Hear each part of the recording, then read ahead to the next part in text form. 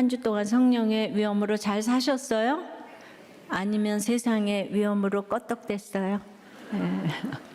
성령의 상소를 할 때 너무 위축이 되니까 위엄이 필요하다고 했지요. 그런데 여기에 필요한 것이 우리의 본향 천국 백성의 확신이 있어야 합니다. 지금은 희미하게 보이지만 효과적으로 도와주시는 성령님의 약속을 받아 누려야 이 땅에서 나그네의 삶을 잘 살 수 있습니다. 오늘은 성령의 약속에 대해서 생각을 해보겠습니다. 성령의 약속은 첫째로 어떤 상황에서도 손을 들어 기도할 수 있습니다. 1절입니다. 아그리빠가 바울에게 이르되 너를 위하여 말하기를 네게 허락하노라 하니 이에 바울이 손을 들어 변명하되, 세상의 위엄을 잔뜩 갖춘 아그리빠 왕이 또 저마다 위엄을 갖추고 잔뜩 치장하고 나온 높은 사람들을 거느리고서 너를 위하여 말하기를 허락하노라 하면서 큰 호의를 베푸는 듯한 예우를 부리면서 드디어 바울에게 명령을 합니다. 그는 이 변명에 앞서서 손을 듭니다. 특히 손을 들면서 변명을 했는데요.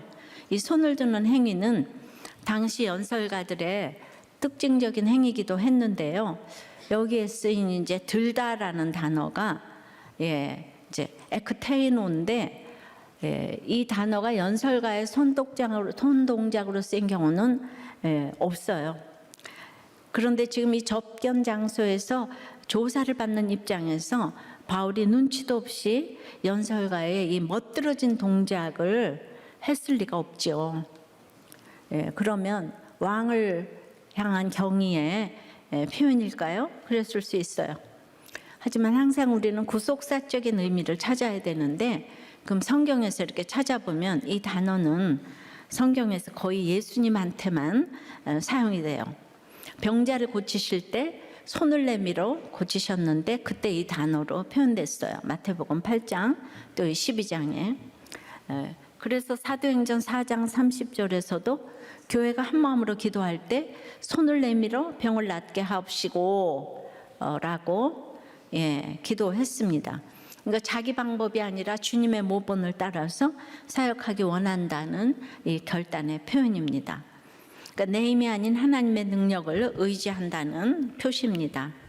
근데 예수님이 아닌 사람에게 쓰인 경우가 두 곳인데, 이곳과 하나는 요한복음 21장 18절에서 베드로의 앞날에 대해 말씀하면서 주님이 네가 늙어서는 네 팔을 벌리리니, 여기가 또 같은 단어 에크테이노예요. 주님의 힘을 의지하겠다는 표시인데요. 따라서 바울이 변명을 시작하면서 이제 이렇게 손을 든 거는 습관적인 제스처나 경의 표현이 아니라 지금이 중요하지만 불편한 순간, 어찌 보면 위기의 순간, 이 괴롭힘이 반복되는 이 지겨운 순간에 내 힘이 아니라 주님의 은혜를 구하며 그 능력을 의지한다는 기도의 표시입니다. 그러니까 세상의 위엄이 아니라 성령의 위엄을 갖춘 모습인데요. 아무리 지적인 사람도 극심한 스트레스 상황에 빠지면 감정이 앞서는 거예요. 에라 모르겠다가 되는 거예요. 마치 내일이 없는 사람처럼 10분 뒤, 5분 뒤도 생각하지 않고 감정적으로 그냥 극단적인 반응을 하는 거예요. 사고를 치는 거예요. 아무리 지적이라도 5초, 10초 이걸 못 참는 거예요. 근데 그렇게 사고를 쳤을 때 잃을 게 많은 사람은 그래도 조금 조심해요. 그러니까 그 잃기 싫은 것 때문에 그래도 내일도 살고 싶은 거죠. 그렇다면 우리는 하나님 나라를 기업으로 받은 성도는 어떻습니까? 아무런 보장도 없는 이 소유만으로, 재물만으로도 내일을 걱정하는데, 우리 천국 보장을 받은 성도는 더욱 내일을 생각해야 되지 않겠습니까? 잃을까 두려워서 내일을 생각하는 게 아니고요, 하나님의 약속으로 보장된 것이 너무 좋기 때문에, 그래서 이 땅에서 당하는 크고 작은 일 때문에 일희일비하지 않죠. 그래서 바울은 이 세상 위험으로 가득 찬 접견 장소에서 당황하거나 위축되거나 두려워하지 않고 하나님을 향해 손을 들 수 있었습니다.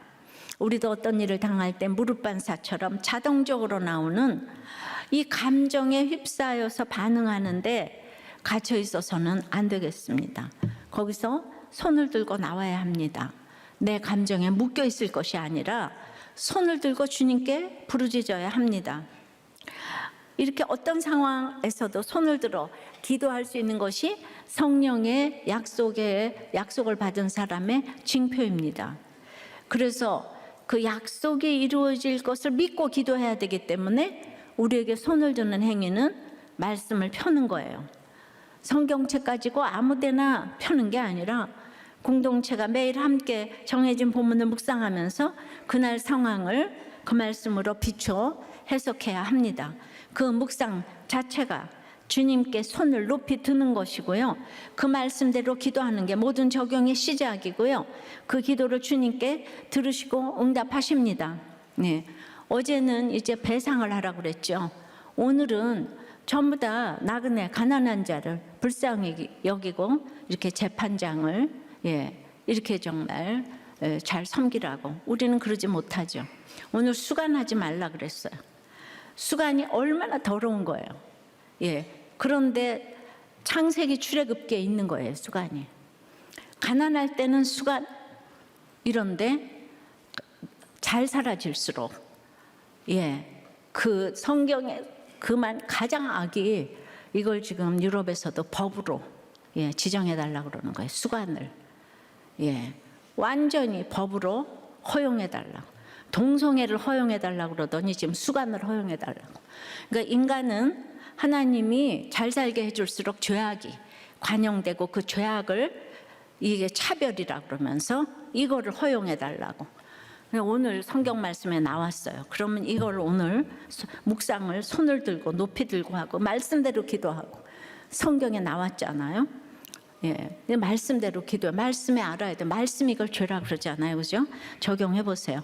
분노 조절 장애, 우울증, 전두엽 등 각종 병명 뒤에 숨어서 거기에 묶인 채로 감정의 노예로 살겠습니까? 거기서 손 들고 나와서 큐티하고 나누며 치료받을 것을 결단하시겠습니까?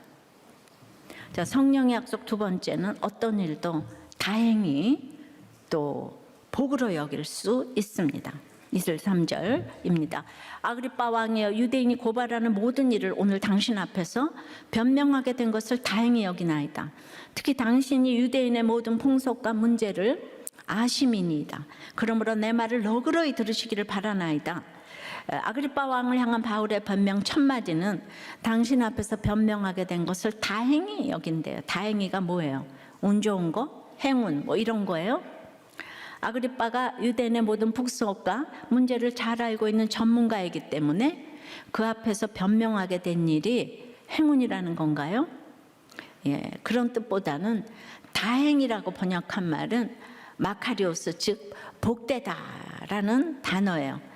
문자 그대로 하자면 바울은 지금 자신을 복 있는 사람으로 여긴다는 거예요.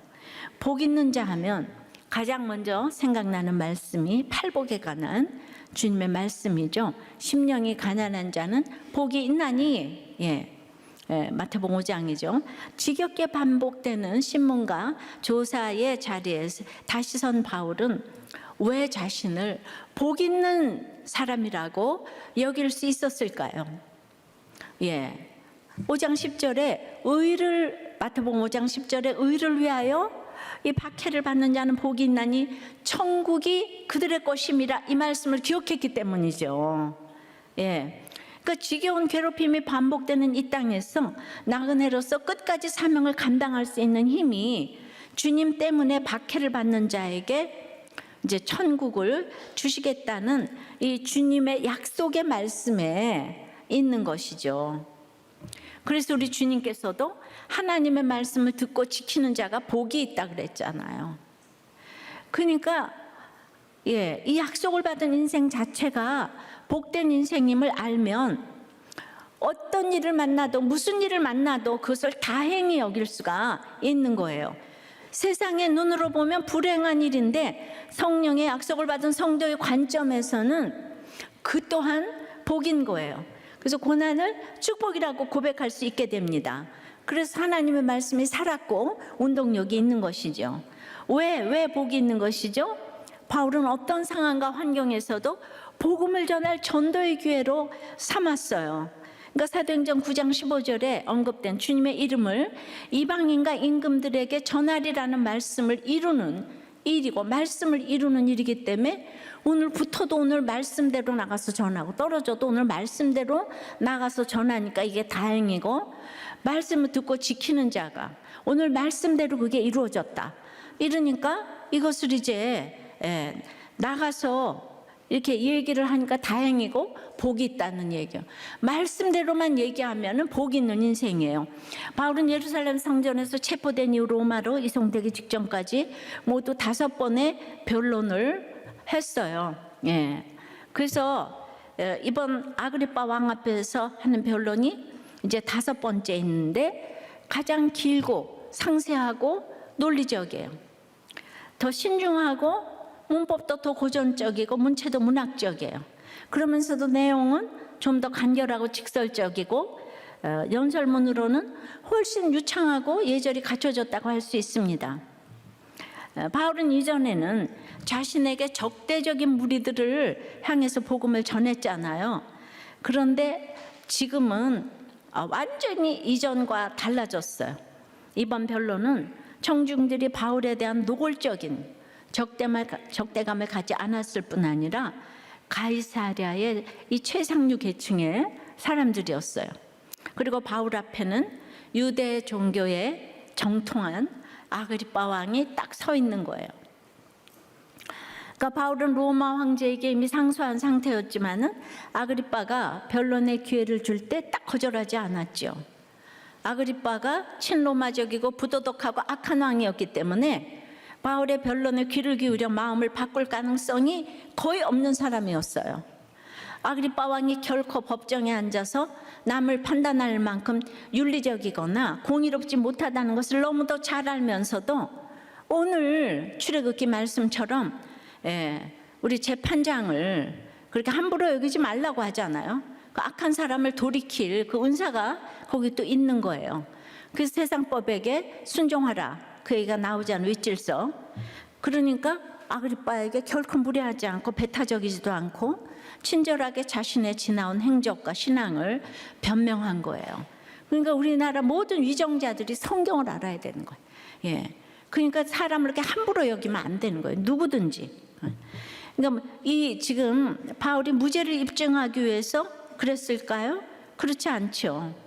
당시 정치, 경제, 사회적으로 지도급 인사가 다 모인 자리에서 복음을 전하고자 함이었어요.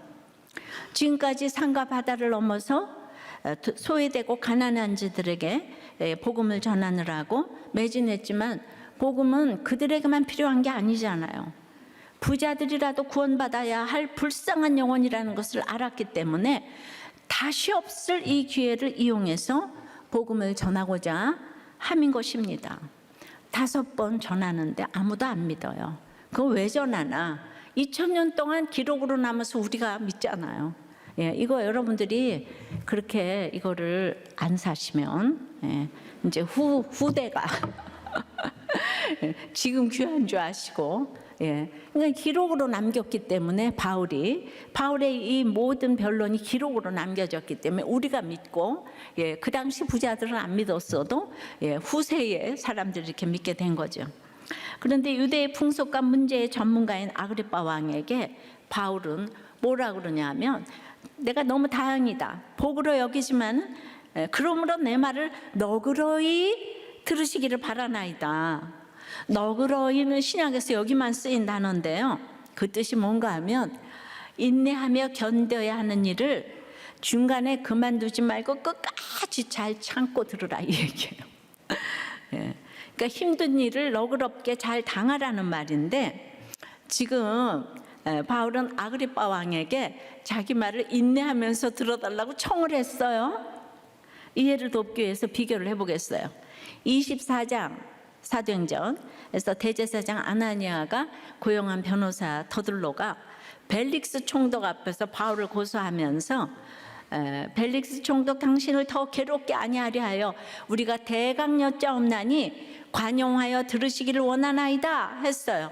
여기서 이 관용하여라는 말이 너그러운 호의를 베풀어 달라는 뜻인데, 그러니까 들어주는 그 관용 호의에 대한 조건으로 대강 여쭌다. 이 말은 짧게 말씀드릴 테니까 너그러운 마음으로 잘 들어달라는 부탁이에요. 근데 바울은 아그리빠 왕에게 짧게 말씀드리겠다니 이런 말 하지 않아요. 도리어 내가 해야 할 말이 있는데 그게 좀 길고 듣기 힘들 수가 있다. 하지만 끝까지 견디면서 들어주시라 하는 요청을 하는 거예요. 예, 이게 뭔 말입니까? 지금 이 자리는 너무 그냥 엘리트와 상식이 넘치는 자리잖아요. 여기서 왕이 한번 얘기하고 그거를 이렇게 이제 거절을 못하고 또 그렇게 말을 했는데 뒤집지 못하죠. 네. 그런데 막 적대적인 무리 앞에서 내 말을 인내하면서 끝까지 들어달라 이렇게 얘기를 하면 그게 또라이죠. 그렇잖아요. 자기를 죽이려고 하는 유대인들 앞에서 내 말을 너그러이 인내하면서 끝까지 들어달라. 그러니까 때에 따라서 복음을 전해야 되는 거예요. 여기는 들어줄만 하니까 이런 얘기를 하면서 가장 문체도 더 고전적이고 아카데믹하게 하면서도 간결하게 하면서도 그렇다면 바울은 아그리빠 왕이 유대의 풍속과 문제를 잘 알아서 얻는 유익이 뭔가 하면 그래도 자기가 전하는 말을 그나마 잘 이해할 수가 있는 거죠. 그래서 또 다행이라는 뜻도 됩니다. 그러니까 바울이 무죄라는 사실을 더 잘 이해하기 때문에 다행이 아니고요. 바울의 이 변명은 자기 무죄를 밝히는 피고의 변론이나 변호가 아니에요. 앞으로도 보겠지만 자기 간증에서 시작해서 아그리빠를 비롯한 거기 있는 모든 높은 사람들이 다 예수 믿기를 권유하는 이 전도로 끝이 나는 복음의 변호, 복음의 변론, 성령의 말함인 것입니다. 바울이 성령의 위엄을 받았기 때문에 이렇게 담대하게 전도할 수 있어요. 이것은 꼭 바울이 성령의 약속을 받았기 때문에 자신이 복된 인생이라는 것을 아는 것이고 복 있는 사람임을 아니까 이렇게 위축되고 이렇게 이제 위축되지 않고 이 부담스러운 일도 다양한 일로 여기면서 해야 할 결국 마지막 종착지가 전도의 사명인 거예요. 우리 마지막 이렇게 종착지가 우리 가족의 안녕이 아니에요. 가족의 안녕도 결국은 이 전도의 사명을 위해서 때에 따라서 그럴 수 있는 거지. 내가 이제 인생 다 결론이 이렇게 저렇게 잘하는 것도 전도의 사명을 감당하기 위해서입니다. 적용해 보세요. 이 지겹고 무서운 환경에서도 나는 복 있는 사람인가요? 그래서 내 말을 인내하며 너그러이 들어보라며 어떤 만남과 환경에서도 복음을 전할 기회로 삼고 있습니까? 이게 성령의 약속을 주시는 이유죠. 그래서 전도할 때 차별 없이 전하며 상대방의 눈높이와 정서와 상황에 맞게 다가갑니까? 바울처럼 전도하다가 너무 고난을 많이 당한 사람들은 이걸 너무 잘하는 거예요. 막 괴롭히는 사람하고 들어줄 만한 사람하고 그렇다고 해서 다 안 들었어요. 안 들었는데도 그냥 시간만 나면 복음을 전하는 거예요. 그럼 내가 전하면 다 들어주면 들어줄 사람한테만 가서 한다 이러면 또 이제 안 되는 거예요. 그러니까 또 나눔이에요. 내 인생에 가장 억울하고 힘들었던 것은 역시 감옥에 갇히는 사건이었는데 누구보다 열심히 교회를 섬겨왔다 자부했는데 결국은 감옥행이라는 사실을 받아들일 수가 없었다. 그래서 하나님 욕도 참 많이 했는데 근데 거기 들어가 보니까 별별 제목이 다 있더라. 그 와중에 어떻게든지 살아나려고 1심 판결에 불복해서 항소하는 사람들이 많았는데 저는 그 상황에서 항소를 포기했는데 오히려 그것이 내 인생의 신앙적으로 터닝 포인트가 이제 될 수 있었다. 만약에 내가 거기 들어가지 않고 바깥에 있었더라면 어떻게 보면 총에 맞아 죽었을지도 모른다. 눈총에 맞아서. 그래서 그곳에 가는 것도 어쩌면 하나님이 나를 살리시기 위한 방법이 아니었을까 생각이 된다고. 그러니까 목자님이 계속 그렇죠 이렇게 답을 해주셨어요. 또 아니면 분노로, 내가 분노로 인해 사람을 죽였을 수도 있었겠다. 그런 걸 방지하기 위해서 가둬두는 거, 오늘 바울처럼 그렇게 가둬두는 게 하나님의 은혜고 하나님의 방법이 아니었나. 그래서 말씀을 통해서 내 인생을 이렇게 해석하는 거예요.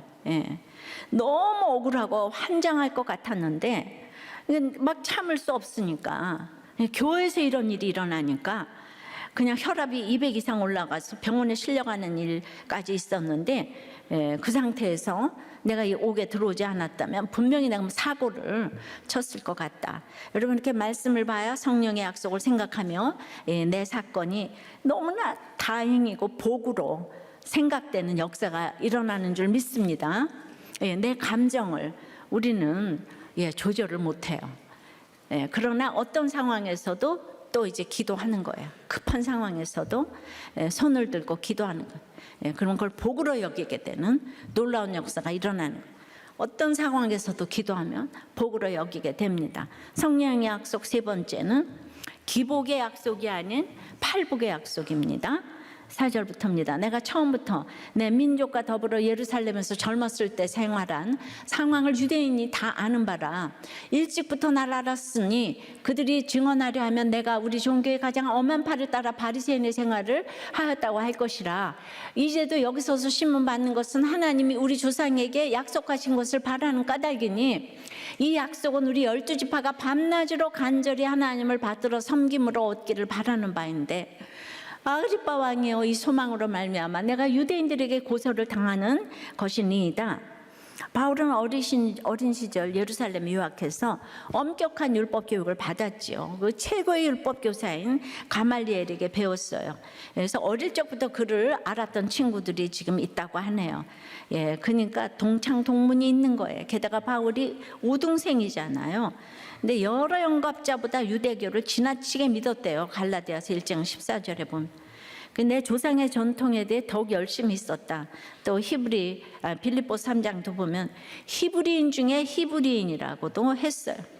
자신이 이렇게 말할 정도면 얼마나 엘리트 유대인이었겠습니까? 그러니 그를 모르는 사람이 오히려 적었을 지경이에요. 얼마나 인류 바리새인인지 증언할 유대인들이 많다는 거예요. 바리새파 중에서도 가장 엄한 파라는 거예요. 가장 다른 종파를 능가하는 꼼꼼하고 엄격한 해석을 하고 적용에 있어서 가장 철저한, 그러니까 유대교와 관련한 문제에 있어서는 바울에게 흠을 찾을 수 없다는 거예요.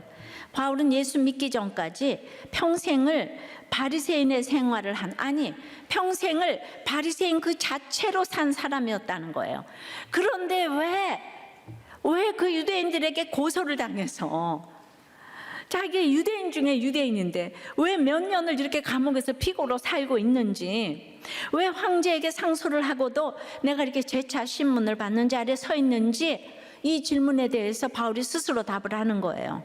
하나님이 우리 조상에게 약속하신 것을 바라는 까닭이니, 하나님이 바울 개인에게 약속하신 것만 아니고요, 우리 조상에게, 따라서 그들에게 태어난 모든 유대인에게 약속하신 것을 바라기 때문에, 그 약속에 소망을 두고 있기 때문에 같은 유대인인 아그리빠와 높은 분들 앞에 서서 지금 신문을 받고 있다는 거죠.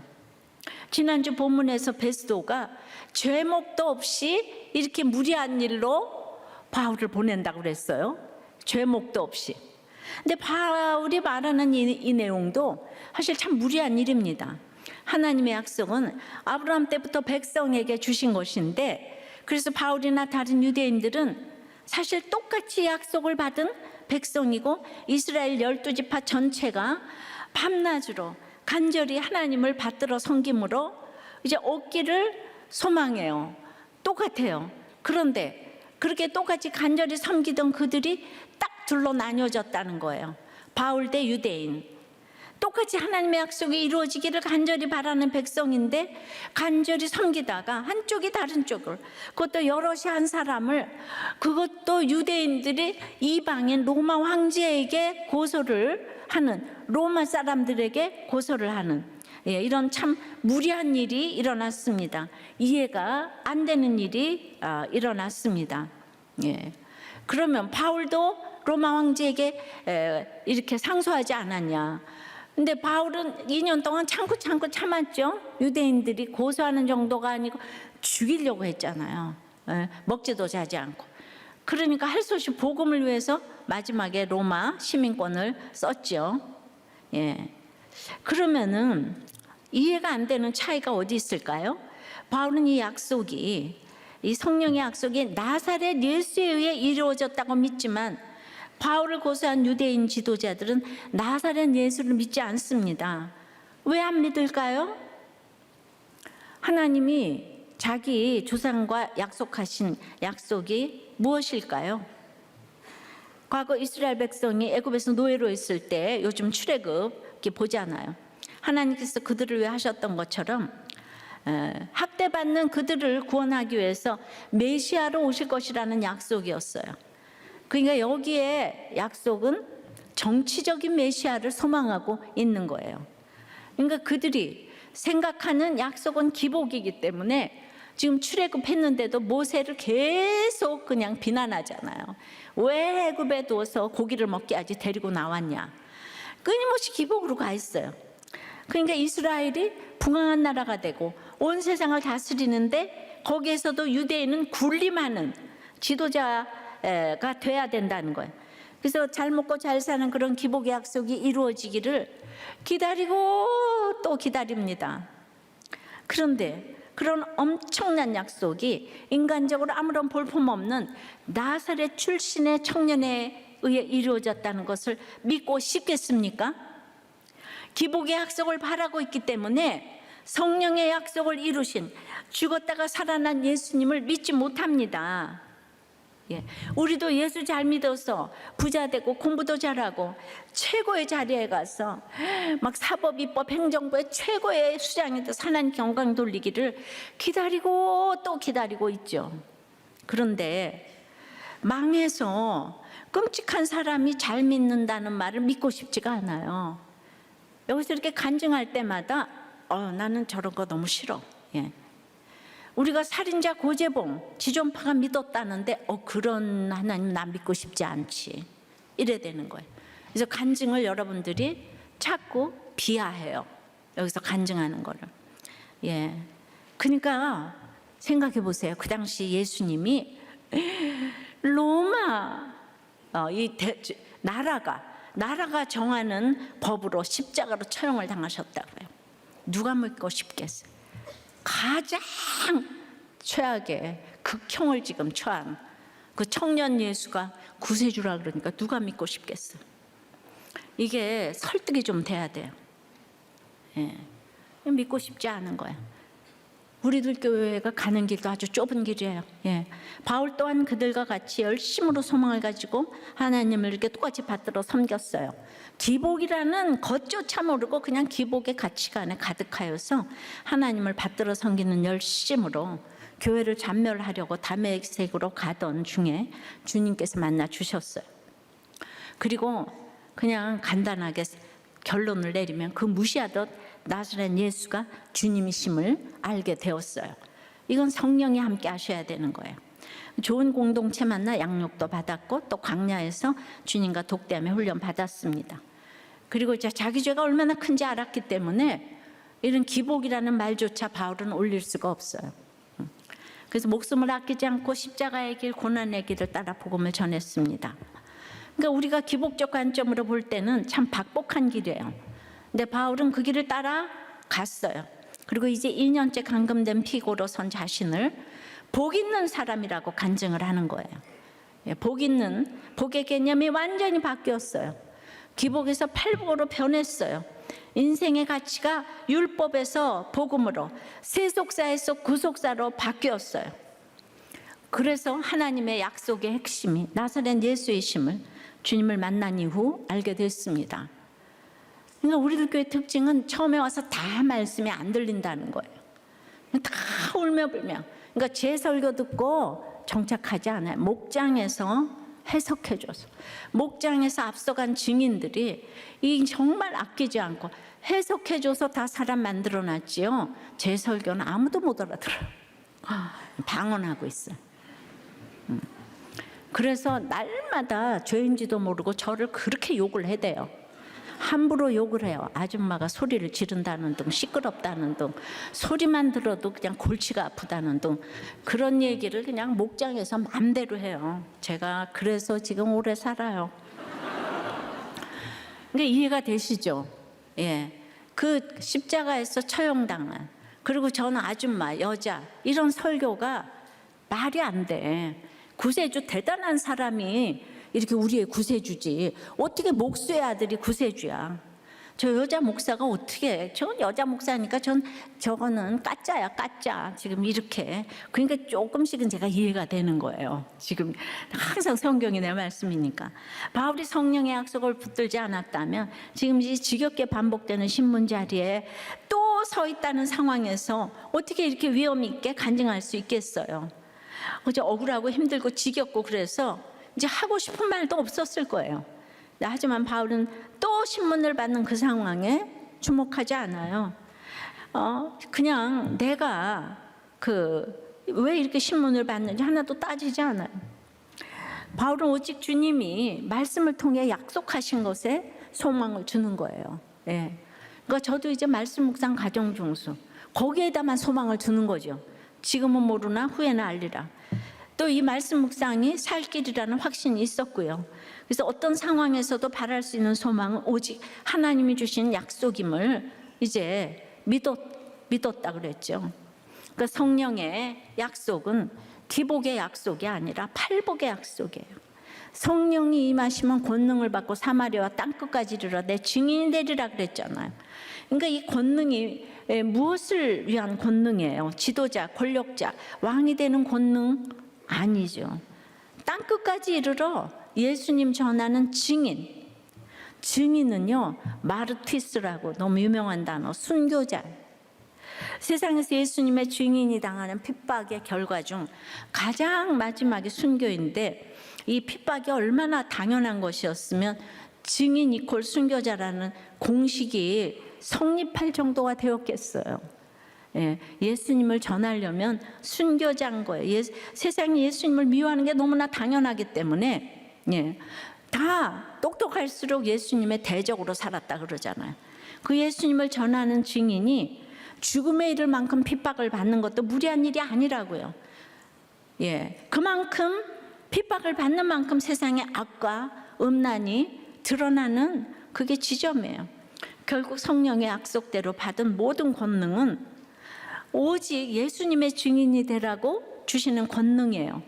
넓고 편한 길 가라는 게 아니라 좁고 험한 길 가라는 뜻이에요. 그러려면 세상에서 오해와 미움과 핍박을 받아서 순교자와 같은 처지에 놓이더라도 이상히 여기며 원망할 것이 아니라는 거예요. 왜냐하면 이것이 말씀대로 이루어지는 일이기 때문에요. 그러니까 먹고 살기 위해서 또 이제 다 망하면 신학교 가고 망하면 선교사 가고 이러는데, 네, 제가 망하지 않고 큐티 모임을 했잖아요. 그런데 큐티 모임을 하면서 우리 집에서 했어요. 예. 근데 내가 하면 할수록 내 신앙인 것과 우리 집 사람 다 드러나고, 그거 있잖아, 먹고 살 거 있는데 하기가 쉽겠어요? 하면 할수록. 예. 그러니까 이거는 불가항력적인 성령의 이런 약속의 소명이 아니면 사실은 올 수 없는 길을 왔죠. 제가 망해서 이래서 온 게 아니기 때문에. 이렇게 기복이 아닌 팔복을 쫓아가는 삶은 정말로 본성을 거스르는 삶인 거예요. 죽음이 아닌 생명으로 향하는 삶이고요. 멸망이 아닌 구원으로 향하는 삶인데요. 그러니까 성령을 받지 못하면 도저히 따라갈 수도 이해할 수도 없어요. 성령을 받아야 돼요. 제가 이번에 사도행전 설교가 길지 않아요. 근데 사도행전 끝나기 전에 여러분 성령 꼭 받으셔야 돼요. 사도행전이 얼마 안 남았잖아요. 그런데도 성령을 못 받으시면 어떻게 해야 될까요? 예, 뭘 벌칙금을 받을까요? 성령 못 받으시는 분은 어떡하나 그냥. 예, 진짜 이제부터 벌칙금을 생각해 보겠어요. 예, 그 범칙금을 내기 싫으면 성령을 받게 해달라 기도하시라고. 주님 기도하시라고 성령 받게 해달라고. 예, 그러니까 성령을 받으려면은 주님께서 사도들에게 약속하신 것처럼 몇 날이 못 되어 성령을 받으리라 약속하셨어요. 근데 임하시기를 기다려야 되는데 그러려면 예루살렘 같은 믿음의 공동체를 떠나지 말고 꼭 붙어서 기다려야 돼요. 공동체가 아주 중요하잖아요. 함께 마음을 같이 해서 기도해야 하고요.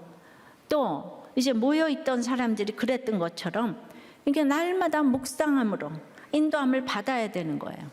근데 여러분들이 사소한 건 잘 묻다가 진짜 물어야 될 거는 늘 안 물어요. 그러니까 시시껍적한 것만 늘 물어요. 내가 이렇게 좀 빛나는 것들.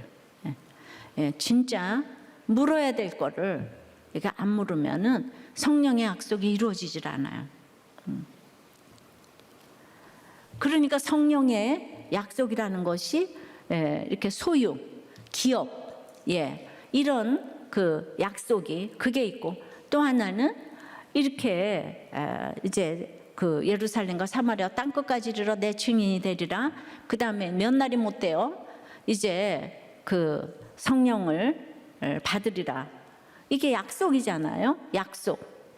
그러니까 성령을 안 받으면은 그러니까 예수님하고 같이 이렇게 3년을 같이 댕겼어도 사도행전 1장에 들어와서 성령을 안 받으면 제자들이 제자 그 사도 역할을 못 해요. 성령을 받아야 되는 거예요. 그래서 사도행전을 성령행전이라지 않고 사도행전이라 그랬잖아요. 사람이 중요한 거예요. 사람이 성령을 받아야 되는 거예요. 이제 2022년도 3분의 2가 지나고 넉 달 남았는데요. 남은 넉 달을 이렇게 매너리즘이나 게으름에 빠지지 마시고 예배를 사수하시고 목장에 참석하시고 매일 큐티하시고 근데 이게 정 어려우면 듣기라도 하시고 본문에서 단어 하나만이라도 기억하셔서 기도를 하셔야 되는 거예요. 그러니까 뭔가 하나님하고 아침에 내가 동행했어 이거. 그것이 성령의 약속을 기다리는 적용입니다. 성령의 약속을 구하면서 주를 향해 손을 드는 거예요.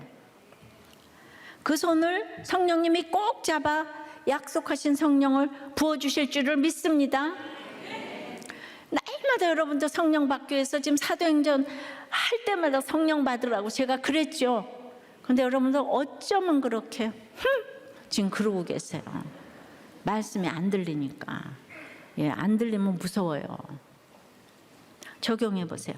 전자동으로 기복적으로 구하는 대상은 무엇입니까? 팔복의 복으로 증인되어 순교자의 길 십자가 지는 적용을 해야 할 자리는 어디입니까? 이걸 있잖아. 한마디로 오늘 구체적인 적용을 이걸 좀 해보세요.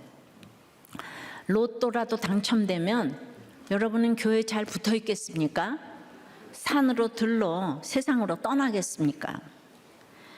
뭐 우리가 로또까지 갈 게 뭐가 있어요? 조금 편해지면 갑자기 교회에 오는 길이 힘들어져요. 주차가 힘들어요.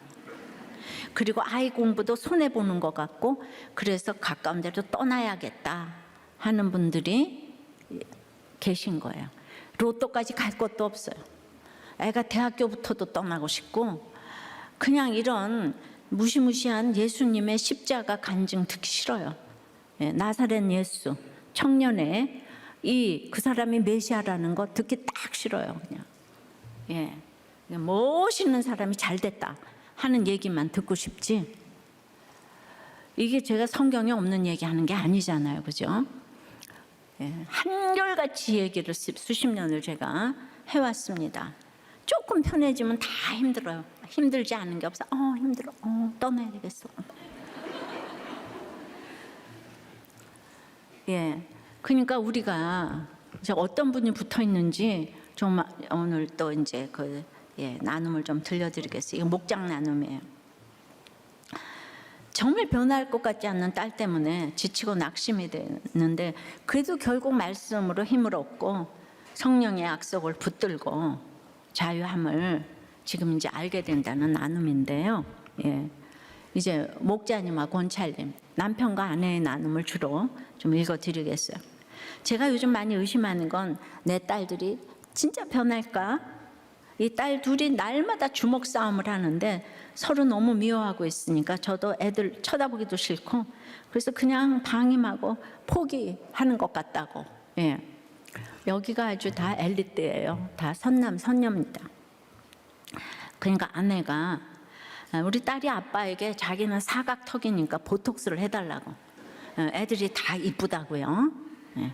그리고 엄마에게는 이마 라인 문신을 해달라고. 예. 난 이게 애들이 청소년인데 이마 라인 문신을 해달라고. 그리고 머리 조금 짧게 잘랐다고 울고불고 한 달 동안 붙임머리 비용 40만 원을 내놓으라고. 이렇게 괴롭혔던 애가 이마 라인 문신을 싸게 하는 다른 방법을 찾았다고 하는데 보니까 원장이 아닌 수강생이 해주는 거더라고. 겨우 설득해서 말렸더니 이번에는 양악을 해달라고. 이게 뭐 깎는 거 있잖아요. 해달라고 했대요. 그러니까 그 남편이 ADHD의 특징이 뭔가에 꽂히면 해달라고 계속 징징대. 그게 끝나면 또 다른 것에 꽂히고 사무실에 있을 때 전화를 했는데 못 받으면 받을 때까지 계속 전화를 하고. 그 아내가 저도 절망에 오고 미움에 오고 의심에 오게 갇혀 있는데 이제 딸이 편도가 부었다고 병원 들렸다가 이제 급식이 맛있는 게 나오는 날이라고 학교를 가겠다고 해서 너무나 황송해가지고 데려다 주었더니 금세 내가 집에를 가야 되겠으니까 조퇴하겠다고 데리러 오라 하는데 뚜껑이 이제 진짜 열렸습니다. 어제도 데려다 주고 조퇴한다고 해서 데려오고 오늘도 여자 목장 끝나고 잠시 쉬려는 틈에 연락이 와서 분노가 올라왔습니다. 얼굴 보면 너무 화가 날 것 같아서 카톡으로 차와 키를 줄 테니까 네가 알아서 하라고. 차 키를 주고 걸어가는데 그 키를 집어 던졌다는 거예요. 그래서 또 이제 다시 가서 키를 찾았다는 거예요. 어디다 집어 던졌나 하고. 그래서 근처 공원에 걸어가 화를 막 사귀고 있는데 전화가 20번 오고 자긴 죽을 것 같은데 왜 엄마는 안 데리러 오냐고 난리를 치고 애를 진정시키고 집에다 데려다 주고 와서 화가 올라왔는데 구원을 위해서 참아야 한다는데 어디까지 참아줘야 하나 싶고 아이가 ADHD 조울이 있어서 그런 것인데도 미워지고 안 변하는 저 때문에 애가 수고하는 것도 같고 정말 이 아이가 변할까 의심하고 절망하게 됩니다. 예, 그랬더니 남편께서는 또 정말 이 자녀 양육이 회사 다니는 것보다 이 대기업에 다니시는데 100배는 힘든 것 같습니다. 그래서 자녀를 키워야 되는 거예요. 그러면 자녀는 배반 당하려고 키우는 거예요. 그런데 배반 안 당하려고 반려견을 지금 1000만 명이 이렇게 이거 정말 성경적 아닙니다. 그래서 결혼도 안 하고 자녀도 안 낳고 육아가 힘들다 그러니까. 근데 이걸 조장하고 그걸 법으로 막 그냥 동성애를 막 조장하고 100배 힘든 거 맞아요. 자녀 때문에 힘들어서 다 주님 만나잖아요. 회사 다니는 게 너무 힘들어서 매일 사표 쓸까 고민하면서도 그래도 아침에 눈 뜨면 갈 데가 있는 것에 대해서 감사하고 또 자유함이 있습니다. 예. 그러니까 이 권찰님 얘기가 정말 애통한 것은 그래도 우리 가정 다 하나님께 살려주셨는데도 이 아이들이 신을 안 믿는, 하나님도 아닌 신을 안 믿는다고 마음이 내려앉는다는 거예요. 아이가 연락하고 싶어하는 사람은 다 교회 지체들인데 하나님께서 교회를 통해 다 만나게 해주셨지 않냐 하지만 단호하게 자신은 안 믿는다. 말하니 아픈 바다고 뒤는 애국 군대가 쫓아오는 사방이 막힌 상황 같다고. 복음에 대한 이야기도 더는 못하게 막는 아이 앞에서 할 수 있는 게 하나도 없다. 하나님 만나게 해달라고 기도해야 될 상이 우리 대상이 딸들이다. 예, 그래가지고 이제 병원에 갔다는 거예요. 예, 그랬는데 이 감정이 요동쳐서 분노하다, 우울해하였고 이제 오늘은 병원에서 나와서 집에 오게 되면 따로 살게 해달라고 그런다는 거예요. 그런데 이제 남편이, 제가 괴로운 거는 우리 딸이 제가 했던 말, 욕이나 안 좋았던 말을 그대로 되새김질하고 있다는 거예요. 지옥같이 느껴진대요. 제가 아버지에게 똑같이 했는데 30년 전에 했던 걸 제가 어떻게 다 기억하고 아버지한테 했던 그 말을 그대로 한다는 거. 예.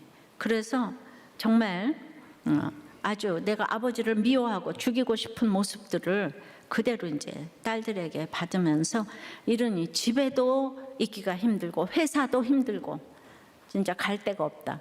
예.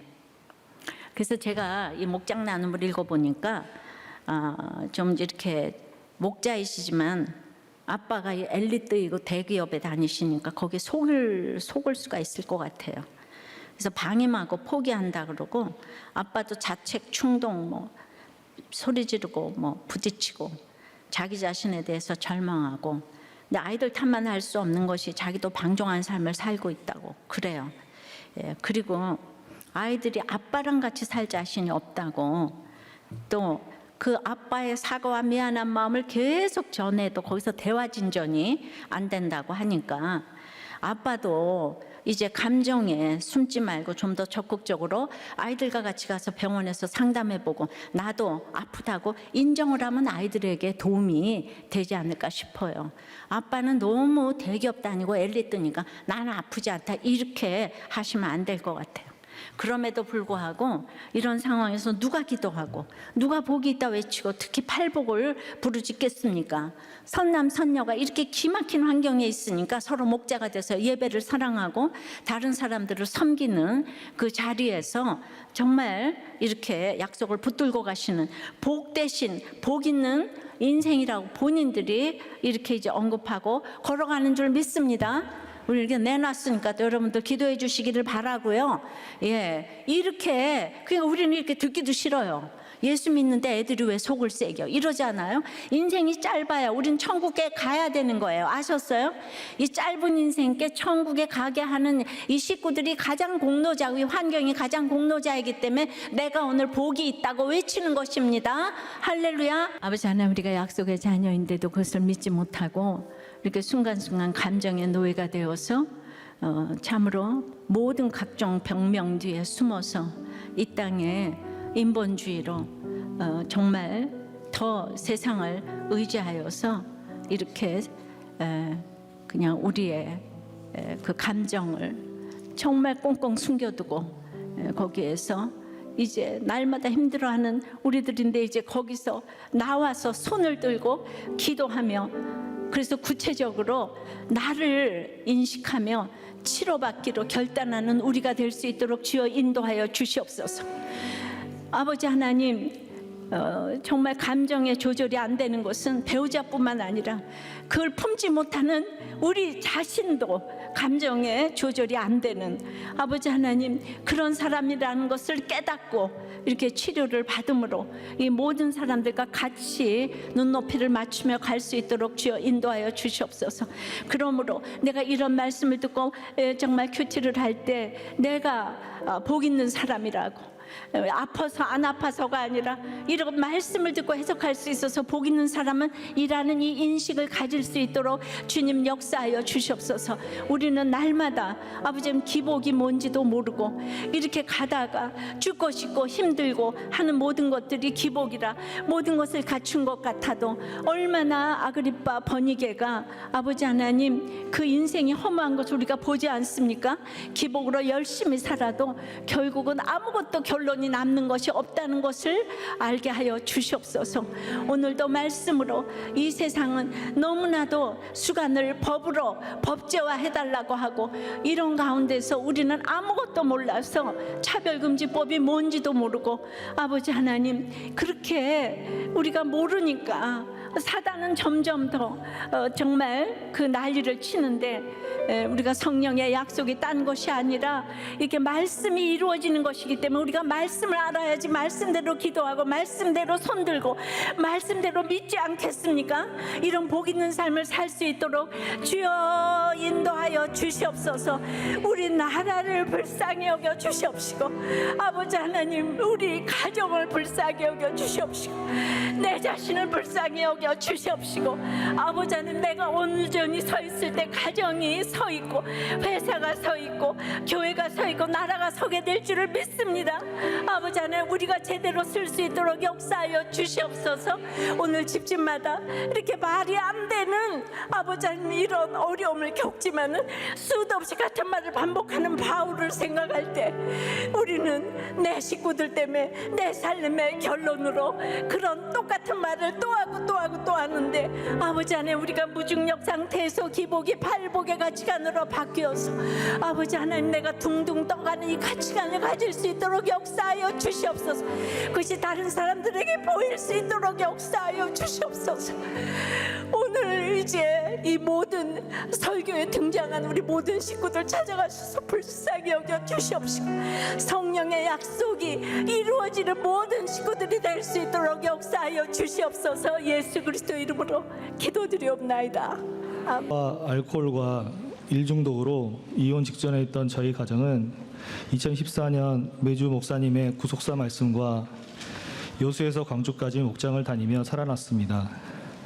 그러다 1년 반 후 기적처럼 본사 발령이 나서 판교체풀 가까운 곳으로 이사하는 수지 맞은 인생이 되었습니다. 그런데 변할 것 같지 않은 고3 큰딸 때문에 저희 부부는 절망과 미움과 의심의 옥에 갇혀 있습니다. ADHD와 분노조절 장애, 조울증이 있는 큰딸은 밤새 스마트폰을 하다가 학교에 안 가고 어쩌다 학교에 가면 조퇴를 해서 수업 일수가 모자라 졸업이 불투명합니다. ADHD의 특징은 뭔가 하나에 꽂히면 또 다른 것에 꽂힐 때까지 계속 징징대며 해달라는 것을 반복합니다. 사각턱, 보톡스, 이마 문신, 붙임머리를 해달라고 해서 겨우 말렸더니 이제 양악수술을 해달라고 합니다. 그러다 뜻대로 안 되면 자동차 유리창을 깨고 받을 때까지 계속 전화를 하고 운전 중에 난동을 피워 차에서 내리라고 했더니 아빠가 때렸다고 허위 신고를 해서 경찰관이 출동한 적도 있습니다. 제일 견디기 힘든 것은 큰딸이 중3 둘째 딸과 주먹으로 때리거나 자신의 옷을 몰래 입고 나갔다며 둘째가 아끼는 옷을 갈기갈기 잘라놓고 의자를 던지고 싸우며 신은 없다고 합니다. 그리고 제가 아버지를 미워하고 죽이고 싶어 했던 그 모습들을 딸들이 제게 그대로 하니 자녀 양육이 회사 다니는 것보다 100배로 힘들다는 생각에 여기가 지옥이구나 싶었습니다. 이번에 아이돌 그룹 콘서트 티켓을 사주며 간신히 설득해서 여름 수련회를 보냈는데 그 여름 수련회가 취소가 되니 큰딸이 또 밤새 스마트폰을 하겠다고 했습니다. 그래서 와이파이 공유기를 껐더니 베란다 창문을 열고 죽고 싶다고 해서 죽을 용기도 없으면서 매일 부번을 협박하냐고 와이파이 공유기를 바닥에 집어 던져버렸습니다. 그리고 그날 새벽에 딸은 정신과 약을 한꺼번에 털어 넣었습니다. 바울은 괴롭힘이 반복되는 순간에도 성령의 약속을 믿고 손을 들고 기도를 했는데 저는 순간의 감정에 휩싸여 아픈 딸을 죽음으로 몰아넣었습니다. 제가 할 수 있는 것이 아무것도 없어 공동체에 기도 제목을 올리고 제발 살려달라고 목숨만 살려달라고 기도드렸습니다. 공동체의 기도 덕분에 딸은 이틀 만에 의식을 회복하고 한 달 동안 입원해 자신에게 맞는 약을 찾고 질서와 경계를 지키는 훈련을 받아 지금은 매일 학교에 가고 있습니다. 수련회를 통해 딸을 만나주시기를 기도했는데 이런 사건이 오니 처음에는 해석이 되지 않았습니다. 하지만 이것이 우리의 기도에 대한 하나님의 응답이고 이 재앙이 우리 가정의 출애굽 사건인 것이 믿어지니 제가 복이 있는 사람이라는 것을 깨닫게 되었습니다. 저는 목자와 고등부 교사를 하며 유연유개의 가정을 섬기고 아픈 청소년 가정을 신방을 합니다. 그러나 신방을 다니며 나는 저 정도 쓰레기 아빠는 아니라고 판단을 했는데 이제는 제가 딸을 죽음 직전까지 몰고 간 최악의 부모라는 죄패를 붙이고 신방을 다니겠습니다. 회사에서 회식을 하다가 폭음 후에 정신을 잃고 사무실 바닥에서 깨어나고 아내와 상의 없이 충동적으로 스포츠카를 사며 언제든 세상으로 뛰쳐나갈 기회만 엿보는 악인의 죄패를 붙이고 목장을 잘 섬기겠습니다. 저는 모태신앙으로 미션스쿨에서 종교부장을 했고 명문대 법대를 나와 20년째 대기업에 다니고 있습니다. 그러나 9살 때 부모님께서 아버지의 폭력과 어머니의 외도로 이혼하셔서 피의식과 자기 연민에 빠져 분노조절 장애, 조울증, 열등감이 있습니다. 게다가 목회를 하셨던 처가가 가난하다는 이유로 장로님이신 아버지께서 결혼식에 오시지 않자 제 속에 분노가 가득했습니다. 부모 복도 없는데 자식 복도 없다고 하나님을 원망했습니다.